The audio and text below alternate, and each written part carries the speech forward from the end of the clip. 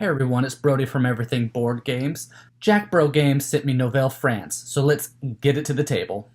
In Nouvelle France, you'll play as a foreman trying to build buildings. The summers are short, so you'll need to build these buildings as fast as you can before the snow comes for winter. The foreman who does the best work will become the royal engineer and be responsible for building all the buildings across Nouvelle France. To set up, you will place the game board in the center of the table.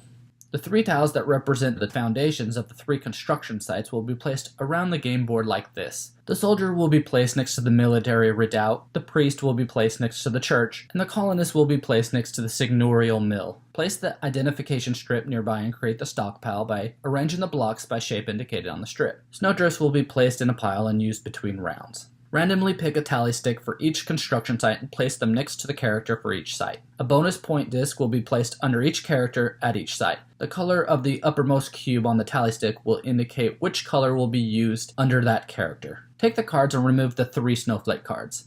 After shuffling, you will form 6 piles of cards. The first pile will have 11 cards and the remaining will all have 5. A snowflake card will be added to the 2nd, 4th, and 6th pile and shuffled in. Now place the 5th pile on top of the 6th, and the 4th pile on top of that, and so on until you have 1 pile of cards and you'll place it near the game board. The first 2 cards will be drawn and placed on the matching visual on the identification strip. Each player will choose a color and will receive their 3 ally tokens, 3 bonus construction blocks, and a point marker. First player will be randomly selected by shaking the point markers together and dropping them out near the coin of Louis XIV.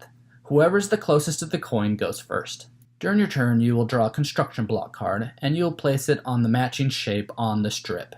You will now choose one of the construction blocks that has a card in front of it and add it to one of the 3 construction sites. You can change the block's location, orientation, site, or change the block to another one until you claim its final placement. When placing the block, it must be placed from above. You can never place a block under another block. The block also needs to always stay in the limits of the foundation and not hang over. On the military redoubt, there are some spaces that have a dotted lines where the foundation bends.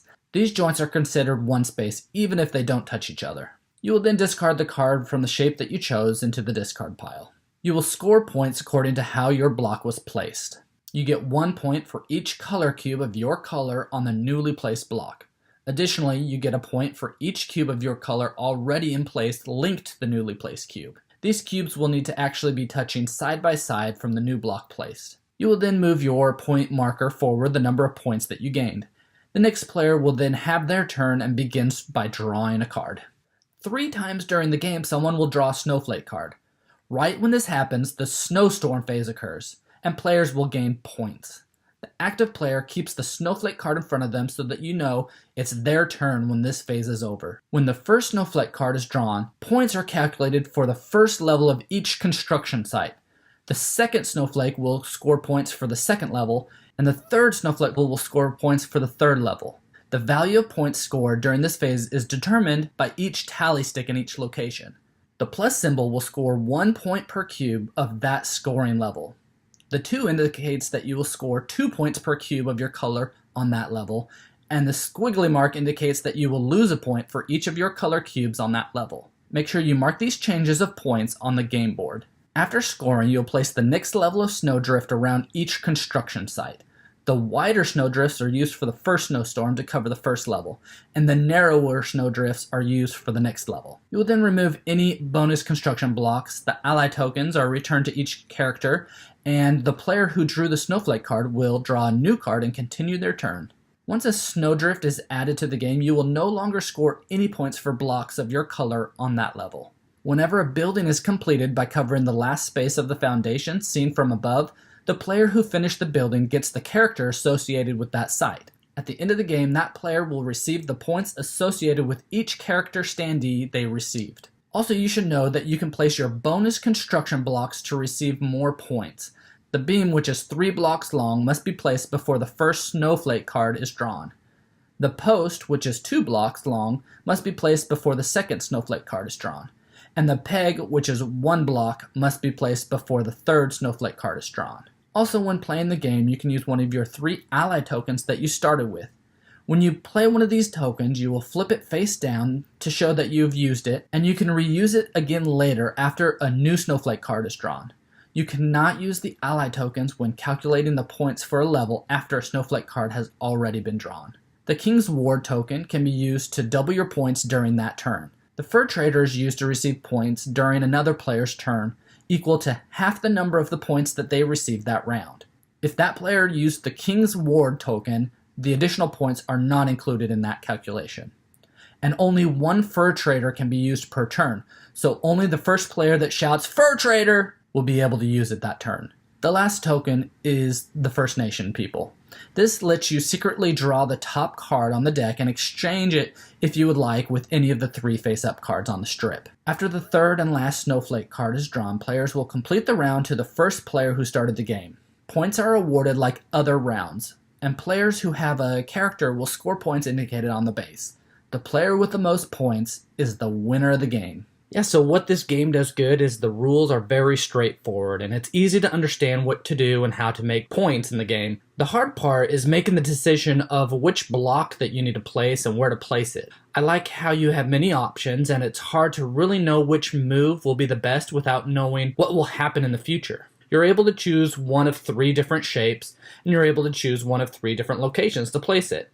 And you're able to choose how to orientate that block to either score you the best double points, hopefully, or to orientate it to give the leader negative points by placing their color on the level that gives them negative points.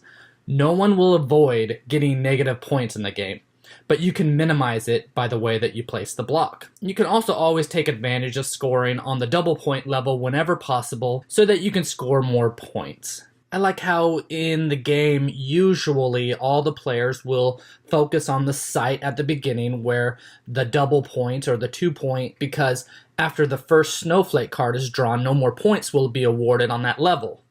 So after the first one, everyone will focus on the site that has the 2 in the middle of the tally stick. And then on the last round, everyone is going to be focusing on the site where the 2 is on the top of the tally stick to score points. But you also can be sneaky, and you can start building on the other sites before they get there, and that way your double points on those levels will be just scored later. You'll decide on whatever strategy you want to do by whatever blocks you have available to choose from, but know that there's kind of a base way of what a lot of people are trying to do, but you can be strategic and go outside the box and still do well in the game. The game doesn't take all that long to play, and you can get to a point where your moves can really either set up a real nice move for another player or hurt another player by stopping their connections and also giving them negative points during the Snowstorm phase. I will warn you that sometimes players will start taking longer and longer turns to figure out what the best move is for them, and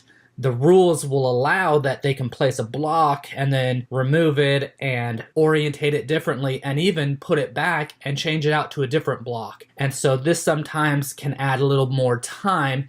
I enjoy that the game allows you to set up great combinations, and you can take advantage of this, like when another player places a block with your color in, say, the negative point area on that site. Well, during your turn, you can take advantage by choosing a block that will connect the existing color blocks of your color and connect them in a way to move the end of the sequence to another level and hopefully set up again a connection for more points later, making it longer and longer connection. Yes, you will take some negative points, but you will be gaining positive points each time you connect more and more blocks to the streak that you're having. There are just so many different things and ways that you can score points, and you can be very offensive and try to score points, or you can play and be defensive and try to not allow other players to score big points. So the game allows for various types of players and how they want to play the game.